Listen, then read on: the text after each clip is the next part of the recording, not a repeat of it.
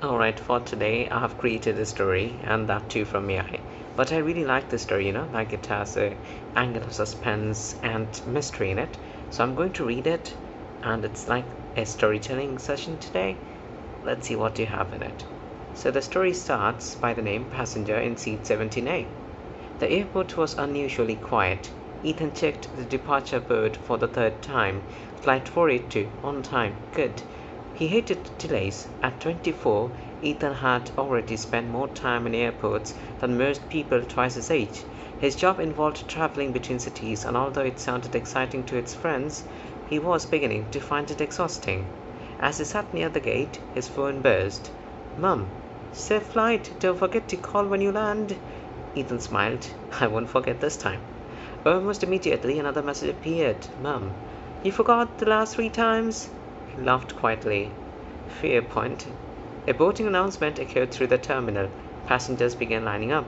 Within 20 minutes, Ethan was settling into a seat 17B by the window. The seat beside him, 17A, remained empty. Perfect. Maybe he would get the whole row to himself. The last passengers boarded. The cabin crew closed the overhead lockers. Still, no one sat beside him. Ethan leaned back happily. Then, just before the aircraft door closed, a man hurried on board. He looked to be around 60. Grey coat, black gloves, small leather suitcase. Without saying a word, he sat in seat 17A. Ethan nodded politely. The man did not respond. Instead, he stared straight ahead. Chapter 2. The flight took off smoothly. For the first hour, nothing unusual happened. Passengers watched films, children slept, cabin crew rolled drink trolleys down the aisle. When Ethan noticed something odd, the man beside him wasn't reading, wasn't sleeping, wasn't watching anything. He simply sat perfectly still, almost unnaturally still. Eventually, Ethan decided to make conversation. Traveling for work? He asked. The man turned slowly. His eyes were sharp and alert. No. Holiday? No. Ethan waited. The man said nothing further. Right. Awkward. A few minutes later, the man spoke unexpectedly. Do you believe people can disappear? Ethan blinked. Disappear? Without dying? Move away, maybe. The man shook his head. I mean truly disappear. Ethan laughed nervously. I think that's impossible. The man looked out of the window. So did I. Chapter 3. 2 hours into the flight, turbulence shook the aircraft. Nothing serious, just enough to make drinks tremble. The captain's voice came over the speakers. Ladies and gentlemen, please remain seated with your seatbelts fastened. The seatbelt sign illuminated. The aircraft jolted again. A child several rows ahead began crying. The turbulence lasted only 10 minutes. When it ended, everyone relaxed. Everyone except the man in seat 17A. He seemed even more tense than before. His hands gripped the armrest tightly. Ethan noticed sweat on his forehead. You okay? Ethan asked.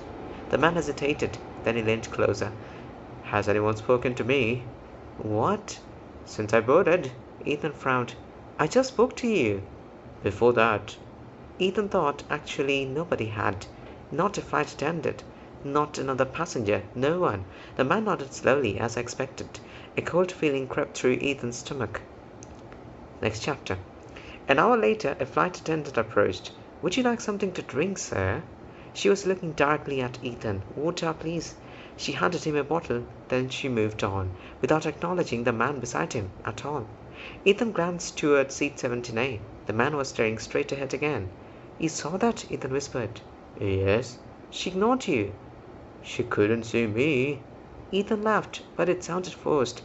You're sitting right there. The man looked at him. Am I? Next chapter. The rest of the flight became increasingly unsettling. Passengers queued for the toilets.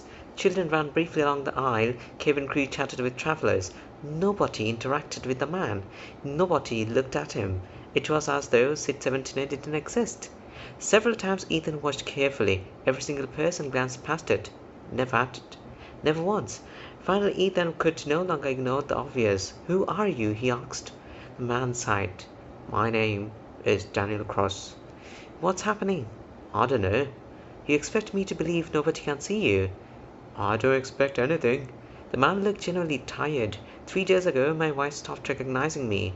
Ethan stared. What? She answered the door and asked why I was standing on a perch. That's impossible. Then my neighbors forgot me. Daniels followed. Yesterday my brother introduced himself to me. Neither spoke for several seconds. The steady hum of the engines filled the silence. Next chapter. As the plane began descending, the cabin lights brightened. Passengers prepared for landing. The captain announced local weather conditions. Everything felt normal again, except seat 17A. Daniel suddenly looked alarmed. Something's wrong. What? It's happening faster. What is? Daniel reached into his coat pocket. He removed a photograph. It showed a smiling family, a woman, two teenage boys, and Daniel. At least Ethan assumed it was Daniel. The face was becoming blurry, not out of focus. Changing, fading, Ethan leaned closer. His heart pounded. How is that possible? Daniel's voice was barely audible. They're forgetting. The photograph slipped from his hand. It landed on the floor. When Ethan picked it up again, the man was gone. Seat 17A was empty. Next chapter. The aircraft touched down. Passengers applauded softly. Phones switched on. People stood to collect luggage. Ethan remained frozen. The seat beside him was vacant, completely vacant. A flight attendant approached. Sir, are you all right? Ethan pointed. The man who was sitting there. She looks confused. There wasn't anyone sitting there. Yes, there was. No, sir. He boarded at the last minute. She shook her head. Seat 17A was never assigned. Ethan opened his mouth. Closed it again. Maybe she was mistaken. Maybe. Next chapter. 20 minutes later, inside the terminal, Ethan hurried to customer services. I need information about a passenger. The employee typed for a moment. What name? Daniel Cross. More typing. Then, I'm sorry. What? We have no passenger by that name. Ethan felt suddenly cold. Can you check again? I already did. That evening, after reaching to his hotel, Ethan searched online. Daniel Cross, nothing. No social media, no business records, no news articles, no photographs, nothing. It was as if the man had never existed.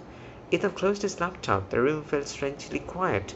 His phone buzzed. A message from his mother. Mum. Did you land safely? Ethan smiled weakly. Just arrived. 3 dots appeared then on the message. Mum. Good. A pause, then. Mum. By the way, who is Daniel? Ethan froze. His hand stopped moving.